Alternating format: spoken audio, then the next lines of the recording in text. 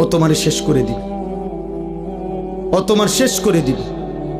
এই পৃথিবীতে কখনোই কখনোই এই পৃথিবীতে হারাম সম্পর্কের পরে বিবাহিত সম্পর্ক সুখের হয় না, পৃথিবীর ইতিহাসে নাই।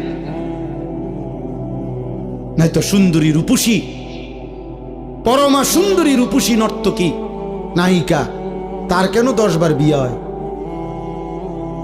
বেটির সমস্যা কি? তা হ্যাঁ, বেটির সমস্যাটা কি? এ বুড়িকা বছরের এই মাথায় বিয়ে করে। হ্যাঁ বলো না ভাই, বেটির সমস্যা কি? বুঝা গেল ঠিক ঠকায়।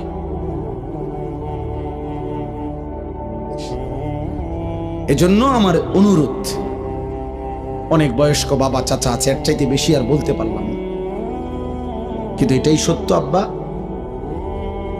নারী পুরুষের হালাল চাহিদা আল্লাহ তাআলার দান। এই নিয়ামত যদি না থাকতো, নারী পুরুষের স্বাভাবিক হালাল চাহিদা, তো মানব প্রজন্ম তো আসতো না। আমিও তো, তুমিও তো এক পবিত্র মা বাবার ভালোবাসার ফসল। আমার মা বাবার পবিত্র ভালোবাসা না থাকলে আমি হইতাম কেমন? তোমার মা বাবার পবিত্র ভালোবাসা না থাকলে তুমি হইতা কেমন? কাজেই নারী পুরুষের, স্বামী স্ত্রীর পবিত্র এই হালাল চাহিদা এ তো ঠিক আছে, আর সেটা তো হালাল ভাবে পূরণের ব্যবস্থা আল্লাহ যেহেতু আদম হাওয়া থেকে শুরু করে এই পর্যন্ত করছেন, তোমার বেলায়ও হবে। অপেক্ষা করলেই হলো। এর জন্য নষ্ট হয়ে যাওয়ার কি আছে? একজন মানুষ কতজন নারী দরকার? তোমরা এক একটা ছেলে দিবানিশি যে সমস্ত নারী দেখো ছবি, কয়জন তোমার দরকার? আর তুমি যা দেখো নারী ছবি, তো তোমার কল্পনায় যা আসে সেটা কি কি চাচ্ছ? অশ্লীল ছবি দেখে, বেহায়া নারী, রাস্তার বেপর্দা নারী দেখে তুমি কি চাও? তার থেকে চাচ্ছটা কি? জিনা।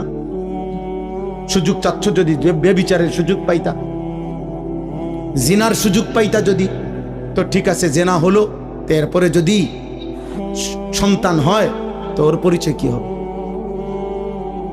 এরপরে যদি পৃথিবীর অন্য কোনো কাজ করো, তো হৃদয়ের মধ্যে বিবেকের দংশন থাকবে না, আমি কি অপরাধ করলাম?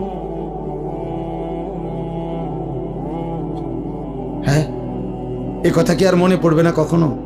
মানুষের কর্ম না সরে যায়, স্মৃতি তো সরায় না। বুঝেন না কথা? হাত পা অঙ্গ প্রত্যঙ্গের কোনো না কোনো কর্ম এটা শেষ হয়ে যায়, কিন্তু এই যে হৃদয়ে যে স্মৃতি জমে, এটা সরে না। এটা সরে?